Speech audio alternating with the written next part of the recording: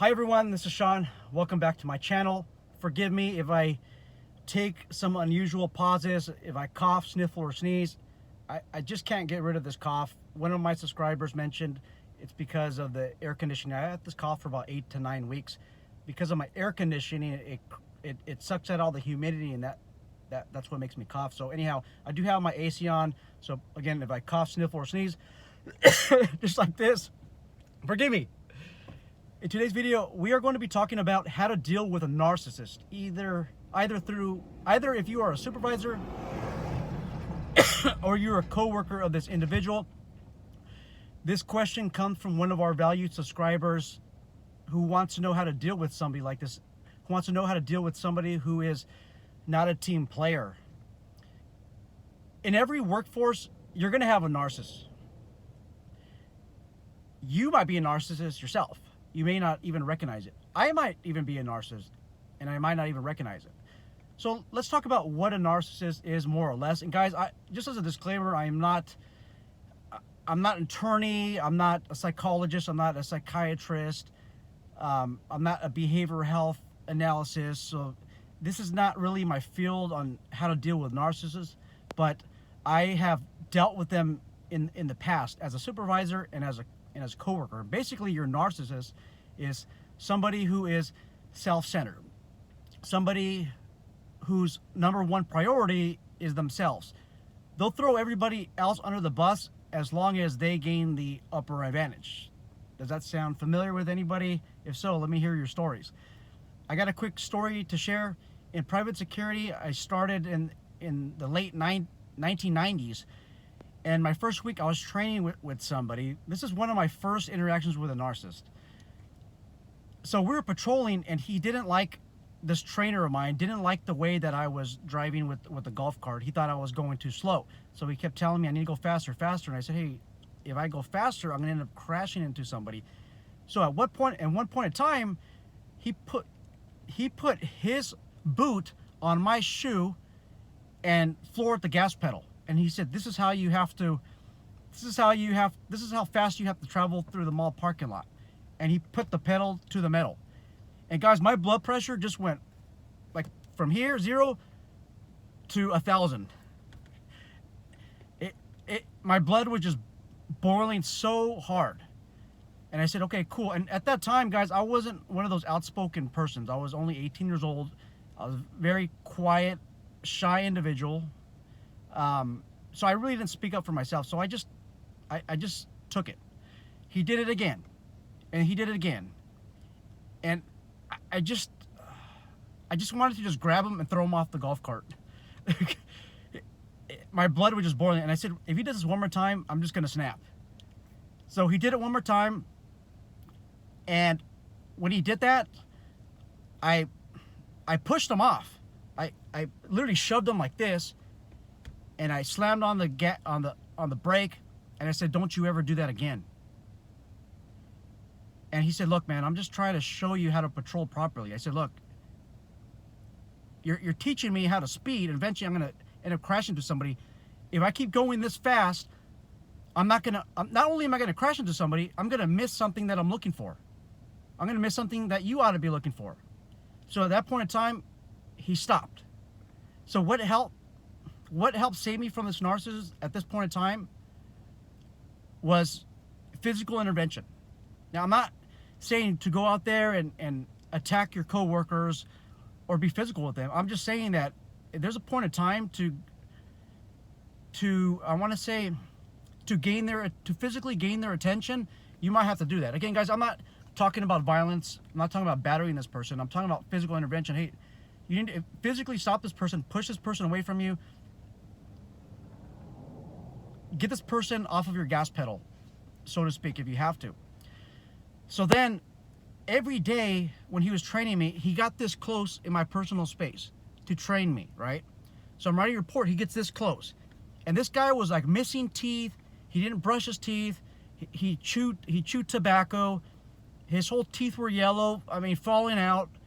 And he just had this odor that just, man, I used to get headaches, guys. And I kept tolerating it. He kept doing this over and over and over again, and then one day it reached a boiling point. You guys could tell from my voice and my physical behavior right now that I'm getting a little bit upset thinking about back then. So I told him, look, dude, I'm not your effing girlfriend. You know, don't get this close to me. You can talk to me from over here. So he's like, okay. Again, I said, what I did is I basically set a boundary. I said, you could talk to me from over here. You don't have to get this close. I set a boundary. You set your boundaries and you enforce them. So then every other day, he kept talking about his .45 caliber, freaking 1911 pistol, right? And guys, there's some guys and gals, their ego goes in the size of their bullet. They think because they have a .45 caliber that they have the biggest, you know what? This guy was so, what's the word I'm looking for? Insecure with himself that a 1911 Colt .45 caliber gave him the security that he needed for peace of mind. And he kept telling me what would happen if somebody entered onto his property, then this would happen, that would happen, and he doesn't have to worry because he always has a .45 caliber. And I kept hearing it over and over. So how did I stop him from bragging about this gun that was just driving me nuts? I stopped acknowledging him. I stopped talking to him. So instead of saying, oh, wow, that's a cool gun, or instead of like nodding my head like I'm listening, I just looked the other way and I ignored him. Okay? The narcissist sometimes wants attention. Don't give him that attention. So if your coworker is a narcissist, okay, I need you to establish boundaries. What is it that you will tolerate, and what is it that you will have to do? Again, I'm not talking about physical violence, guys. I'm talking about telling this person that their behavior is not acceptable. And sometimes tell them what the consequences are. In private security, sometimes you have to be a little tough. And obviously, some of those days are gone. I was going through the surveys that you guys vote on the community section tab. By the way, if you guys can go to the use of force, I did one on deadly force. As a private security officer, as an armed private security officer, have you ever had to use deadly force on a human being? And I think I have about 106 of you voted so far. I need more because I just want to make sure that I have a good analysis on that. So please take the time to go on that, and then also the hourly weights survey as well. It's interesting to see what the results are, by the way. Anyhow, I just got sidetracked with the survey. What was I going to say again? Okay, so establish your boundaries. Enforce those boundaries and give that person consequences. I remember what I was going to say. Another short story. So I wrote about this in my book called The Private Patrol Operator. This post commander of mine, who was the lieutenant at the time, a very bold character. He had this employee that he supervised, and this guy would start talking crap every day. Hey, you don't know, boss, what you're talking about. I mean, why didn't they pick you as a post commander? And this guy was on for like 2 weeks on the job. I mean, totally disrespectful. So the post commander said, hey, how about you and I fight right now in this office? If you win, okay, then you could do whatever you want on this post. Something to that effect. If I win, you're going to shut the F up. And I was just sitting there thinking, what the hell am I watching? So they started fighting in the office, a physical confrontation. So Lieutenant picked him up and slammed him in a trash container towards the end. I mean, threw him inside, guys. He picked him up and just threw him in there. At the end of the day, there was blood all over his arms. The guy that's talking all this madness. Lieutenant was not scratched. And at the end of the day, this subordinate, this employee, respected him. It worked. Now, can you do that now? Of course not. But I'm just saying, in security and law enforcement, you got to be a little bit tougher. You got to have a little bit more tougher skin. Those of you who come from the old school know exactly what I'm talking about. And I know you come from the old school because we did the survey. Some of you have a lot more security and law enforcement experience than I do. A lot more. So, okay, let's talk about as a supervisor. How do you deal with a subordinate who doesn't want to be a team player, who tries to think like they know it all. Now, first I want to tell you this: you're a narcissist employee. You might not even know that you have this narcissist employee. And I'm talking to you guys that are security company owners or private investigation company owners, managers. You might not even know because they play the part. With coworkers, they treat them like worse than a sewer rat.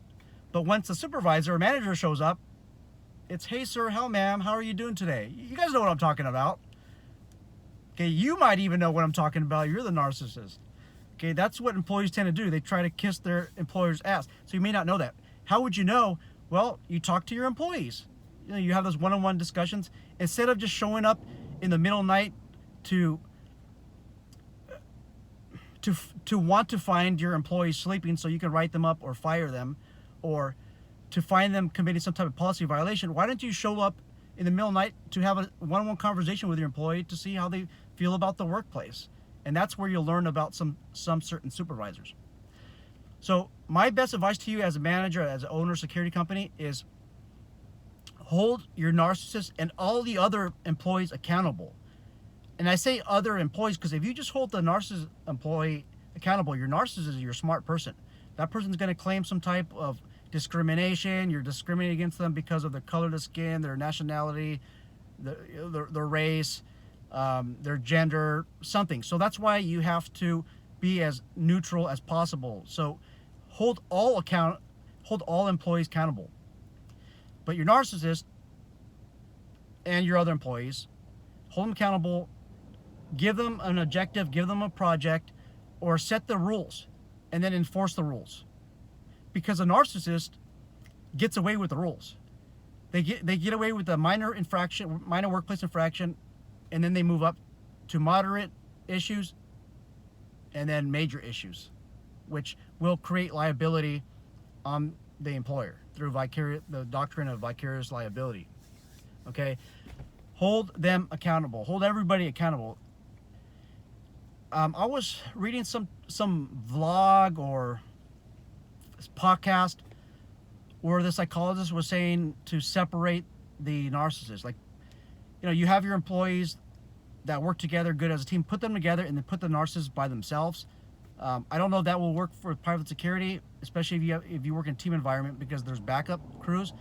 But if you have a post where it's only one officer, maybe that's a post where the narcissist will just flourish. And guys, a narcissist might be your above average employee, meaning they do everything what they need to do plus a lot more. They don't get along with the coworkers. The narcissist, that personality type is it's dynamic behavior. There's some that do this, there's some that do that. But remember, they're not your underachieving employee. They might be your overachieving employee as well.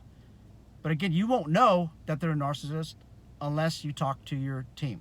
So instead of just showing up randomly to find policy violations, show up randomly on these posts, on these job sites, to talk to your employees, how they feel about the work environment, and hopefully that would open up a discussion to narcissist behavior with supervisors or even coworkers. Anyhow, let me know what you guys think about this video. How do you deal with a narcissist? I am not a psychologist. This is just my personal opinion on how to deal with them, and I just gave you some historical perspective, just my experience on dealing with the narcissist as well. Take care, everybody, and be safe.